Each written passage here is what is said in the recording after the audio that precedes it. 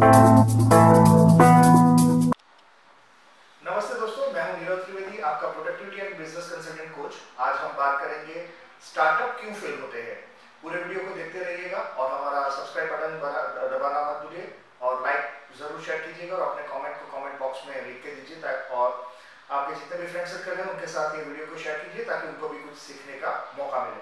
दोस्तों, आज जो हम बात करेंगे वो है स्टार्टअप की। स्टार्टअप्स इंडिया में बहुत ज्यादा फेल हो रहे हैं और पिछले करीबन 5 साल में देखेंगे तो 3 में से एक स्टार्टअप ही शुरुआत में अच्छा रहा है और वो भी आगे जाके डेथ स्पाइरल में फॉलो होकर उनका भी अंत आ चुका है। बहुत सारा फंडिंग 5 साल पहले स्टार्टअप में लगाया गया और आज अगर स्टार्टअप की बात करेंगे तो मेजॉरिटी स्टार्टअप से वो इतने ग्रोथ नहीं कर रहे हैं। स्टार्टअप क्यों फेल हो रहे हैं और उसको कैसे किस तरह से बचा जाए, और अगर आपकी ऑर्गेनाइजेशन ग्रोथ प्लान में जा रही है और आगे आप बढ़ना चाहते हैं तो आप कौन सी चीजों के ऊपर ध्यान दें ताकि आपका जो ग्रोथ है वो रेडिकली होता जाए और एक स्केलेबल बिजनेस के साथ आप एक अच्छी जगह पे पहुंच पाए। ऐसा क्या कर सकते हैं जिसकी वजह से आपका स्टार्टअप फेल ना हो और अगर आपका एग्जिस्टिंग बिजनेस है तो आप उसको बहुत अच्छे से काम कर पाए। तो आज का पूरा वीडियो जो है दोस्तों देखते रहिएगा। यहाँ पे हम बात करेंगे जो गलतियां इंडस्ट्रीज करती हैं और उसकी वजह से क्या क्या परिणाम आते हैं और ये गलतियों को कैसे निपटा जा सकता है, उनको कैसे सुधारा जा सकता है। तो आप पूरे वीडियो को देखते रहिएगा। दोस्तों, जैसे स्टार्टअप चालू होता है तो मेजॉरिटी जो इंडस्ट्रीज हैं वो एक मीडियोकर प्रोडक्ट लेके मार्केट में लॉन्च करती हैं। उन्होंने मिनिमम वायबल प्रोडक्ट को कभी भी लॉन्च नहीं किया है। एक बहुत आम रास्ता है, यानी कभी भी आपकी प्रोडक्ट है वो इतनी एफिशिएंट और इफेक्टिव नहीं है जिसकी वजह से वो पूरे मार्केट को कैप्चर कर पाए या फिर पूरा जो मार्केटिंग है वहां पे उसका एक यूनिक स्टेट ऑफ प्रोपोजिशंस बन पाए कि जहां पे जाके वो मार्केट को अच्छे से कैप्चर कर पाती है, कस्टमर्स की नीड्स और डिमांड्स को अच्छे से अंडरस्टैंड कर पाए।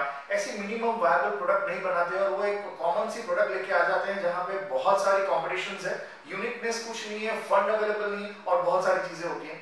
तो पहली जो चीज है वो आपको तो मीडियोकर प्रोडक्ट्स के साथ आपको मार्केट में लॉन्च नहीं होना चाहिए, आपके पास मिनिमम वायबल प्रोडक्ट होनी चाहिए। अगर आप पूरी चीज को समझना चाहते हैं कि मिनिमम वायबल प्रोडक्ट क्या है तो मैंने एक छोटी सी डेफिनेशंस वीडियो के साथ ही मैंने लिंक में दे रखी है, तो आपको पता चलेगा कि मिनिमम वायबल प्रोडक्ट होती क्या है। आज अगर इंडिया में देखेंगे तो 3 में से एक स्टार्टअप ही थोड़ा सा सक्सेसफुल हुआ, ऐसा कह सकते हैं, पूरा सक्सेसफुल भी नहीं हो। और ये जो रिव्यू मिल रहा है वो हार्वर्ड बिजनेस स्कूल के रिव्यूज हैं। तो ऐसा क्या कर सकते हैं, मेन 4 पॉइंट्स हैं जो स्टार्टअप को फेल करने के लिए जिम्मेदार हैं और जिसकी वजह से इंडस्ट्रीज का ग्रोथ नहीं हो पा रहा है। जिसमें पहली जो गलती जो इंडस्ट्रीज कर रही है वो ये है कि इनएडिक्वेट बिजनेस प्लान। आने वाले दिनों में आपका बिजनेस कहां जाएगा, प्रॉफिटेबिलिटी कहां से आएगी, एग्जिट स्ट्रेटेजीज क्या होगी, आपके पास सस्टेनेबिलिटी कहां से आएगी, मार्केट कैसे कैप्चर करेंगे, ये सारी चीज आपके बिजनेस प्लान में बाकायदा बहुत अच्छे से बताई जानी चाहिए। आने वाले 5 से 10 साल का बिजनेस प्लान आपका प्री डिफाइंड होना चाहिए और उस हिसाब से आपका मार्केट प्लान भी उस तरह से होना चाहिए। अगर आप यहाँ पे एग्जांपल देंगे तो काफी सारे स्टार्टअप्स ने गलती की, जैसे कि स्नैपडील का एग्जिट स्ट्रेटेजीज बराबर नहीं था क्योंकि उनका बिजनेस प्लान इतना ठीक से नहीं बना था और आज वो स्टार्टअप थोड़ा सा कहीं पे संकुचित होकर रह गया, कहीं पे उसका जितना रेवेन्यू जनरेशन होना चाहिए उतना नहीं हो रहा है। और फ्लिपकार्ट एक छोटी सी मूव की वजह से आज एक जायंट कंपनी के साथ वो ज्वाइन हो चुका है। अगर आप देखेंगे तो ऐसे बहुत सारे बिजनेस प्लान हैं, जैसे अगर जियो का बिजनेस प्लान देखेंगे तो ये कोई नया बिजनेस प्लान नहीं है, लेकिन ये बिजनेस प्लान ऑलरेडी बीएसएनएल ने बरसों पहले लॉन्च किया था, लेकिन पुअर एग्जीक्यूशन था, बिजनेस प्लान को सही तरीके से एग्जीक्यूट नहीं कर पाई थी ताकि बीएसएनएल इतना आगे नहीं बढ़ पाई, लेकिन बहुत अच्छा एग्जीक्यूशन कर पाया जियो। इसकी वजह से आज वो बहुत अच्छा बिजनेस प्लान दोनों की कंपनियों के पास था, लेकिन एग्जीक्यूशन भी इसमें साथ रहेगा। तो अच्छा बिजनेस प्लान और अच्छा एग्जीक्यूशन और स्पीड में मार्केट को कैप्चर करने की अगर आपकी ताकत है, जो भी एक बिजनेस प्लान का ही पार्ट है, अगर आप इस तरह से काम करेंगे तो आपका स्टार्टअप है वो हमेशा सक्सेसफुल बना रहेगा। दूसरी जो चीज है, untested market demand. Majority time अगर आप देखेंगे तो मार्केट में कौन सी चीज चलेगी, या हम अगर स्टार्टअप में ये प्रोडक्ट लॉन्च करते हैं तो लॉन्च करने के बाद हमें क्या क्या फेलियर आ सकते हैं, कस्टमर के एक्सपेक्टेशन क्या क्या हो सकता है, उनके लिए उन्होंने मार्केट का टेस्टिंग कभी नहीं किया है। ये चीज को थोड़ा सा गहराई से समझते हैं। जैसे ही जियो ने अपना प्रोडक्ट लॉन्च किया तो उन्होंने फ्री में सिम कार्ड दे दिया। फ्री में सिम कार्ड देके लोग कहां पे यूज कर रहे हैं, उनको कहां पे कवरेज के इश्यूज आ रहे हैं, उनका यूजेबिलिटी क्या है, कस्टमर रिव्यूज क्या है, ये सारी चीज उन्होंने पहले 2-3 महीने में मार्केट डिमांड को टेस्ट कर लिया कि मार्केट डिमांड क्या है और किस तरह से हमारा प्लान होना चाहिए, मार्केट की कॉम्पिटिशन में प्राइस क्या रख सकते हैं, कवरेज के इश्यूज कहां कहां आ रहे हैं। और जिस दिन से उन्होंने प्राइस बैंड पे बेचना चालू किया, क्योंकि जियो ने पहले जो लॉन्च किया था वो फ्री में लॉन्च किया था, फिर उन्होंने पेड किया, तो जो फ्री था वो एक्चुअली फ्री नहीं था, वो उनकी मार्केट की प्रोडक्ट टेस्टिंग थी।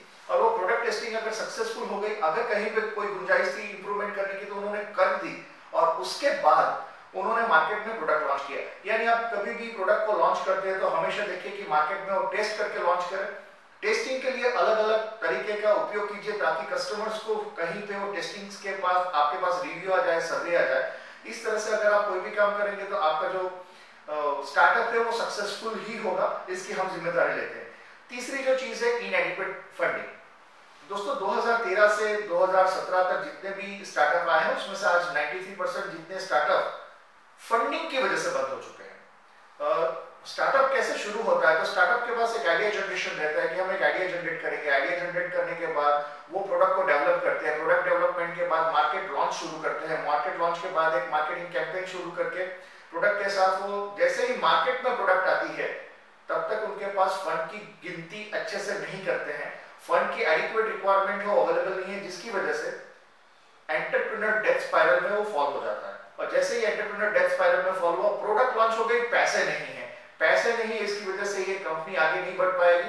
फिर वो पैसे के लिए जुटे रहते हैं और हर एक बार क्राइसिस मैनेजमेंट में जाएंगे। और ये भी आपका एक बिजनेस प्लान से लिंक हुई चीजें हैं। अगर आपके बिजनेस प्लान में आपका फंडिंग कितना रिक्वायरमेंट होगा, किस तरह से प्रोडक्ट लॉन्च करेंगे, मार्केटिंग एक्सपेंसेस कितने आएंगे, ये सारी चीज को जानकर आपका एडिक्वेट फंडिंग अगर आपके पास रहेगा तो आपका स्टार्टअप है वो कभी भी फेल नहीं होगा। चौथी जो चीज है आर्टिफिशियल इंटेलिजेंस और इंडस्ट्री 4.0।